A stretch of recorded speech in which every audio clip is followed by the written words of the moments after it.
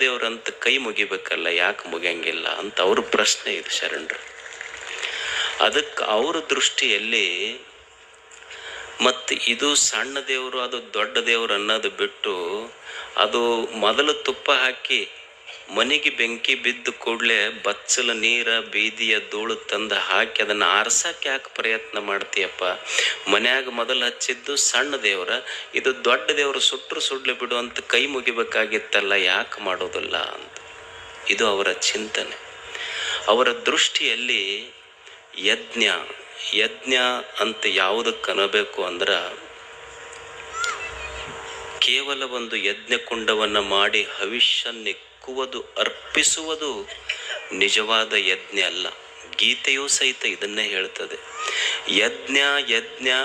ಯಜ್ಞಕ್ಕೆ ಹವಿಸ್ಸನ್ನರ್ಪಿಸುವುದು ನಿಜವಾದ ಯಜ್ಞ ಅಲ್ಲ. ದೇವರು